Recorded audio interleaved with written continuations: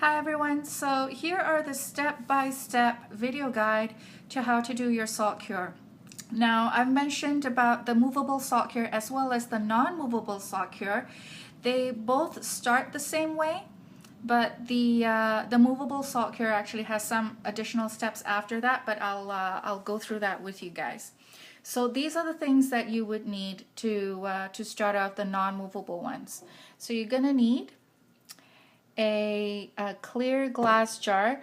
It needs to be a fairly good size. I would say this one probably takes about 500 milliliters of liquid, or you can have the pasta sauce jars as well. They're slightly taller, but the important thing is that they have the wide mouth there.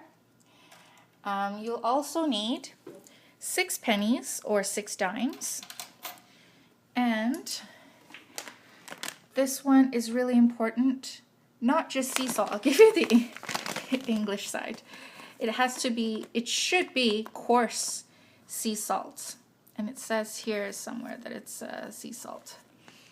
Okay, so those are the 3 main things that you need to do the non-movable one. So very easily, we're just gonna fill up the glass jar 2/3 of the way with coarse sea salt. Keep going until you have about 2/3 full. Maybe a tiny bit more. Okay. So that's about 2/3 of the way. And then on top of it, I'm gonna put the 6 coins at the top, and I like to put them in a circle. Kind of, I don't know if you can see it. Well, it's gonna move around, but just put the salt cures. Just put the coins on top of the salt cure there, and then I'm gonna get some water.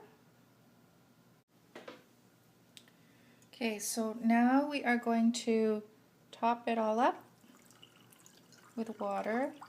The coin's gonna drop into the jar, but that's fine. So you fill it up, not too full obviously, because you don't want it to spill. And this is pretty much what you need to do for the non-movable salt cure. So at this point you can pick it up and place it where it needs to be placed. Now if we're doing a movable salt cure, then there's a few additional steps that we need to do. So I have this cling wrap here, saran wrap.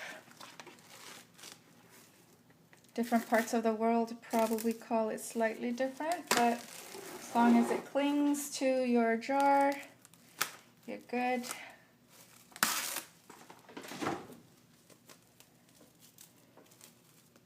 So do that. And then wrap it up with a rubber band. And then you take a knife and you poke, because the important thing about the salt cure, so this is nice and tight here. The important thing about the salt cure is there needs to be air circulation. So just poke some holes into the salt cures here.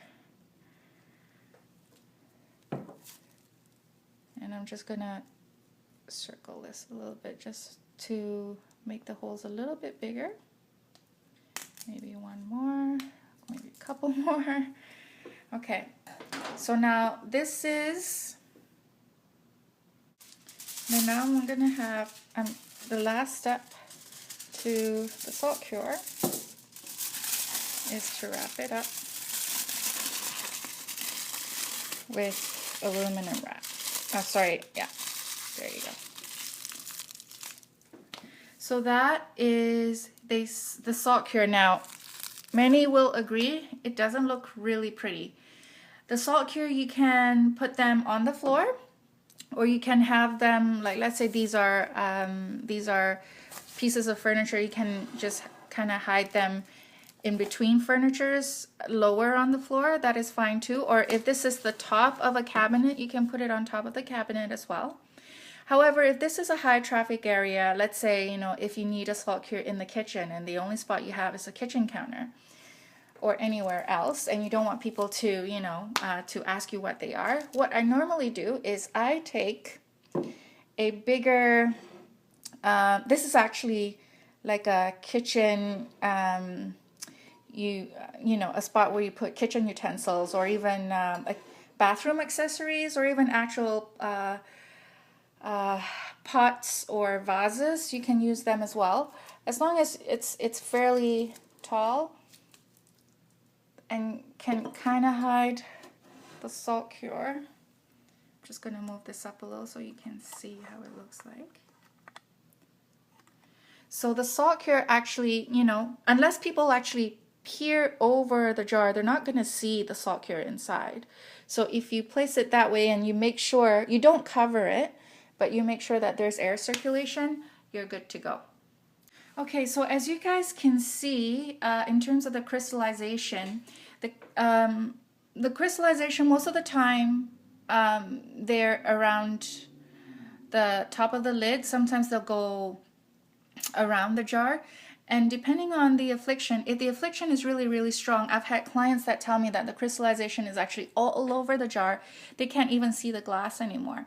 So what I would suggest is to always have, I want to make sure that it doesn't manage any of your, you know, your wooden floors or your carpets or anything like that. I would always suggest to put something at the bottom and even maybe leave some space on the side too, because, you know, when the crystallization touches, you know, let's say hard, you know, wood furniture or even metal furniture, anything like that, it's probably going to corrode it. So I definitely want you to take care of your furniture and not let this guy here do damage. So this is definitely one really good tip to think about.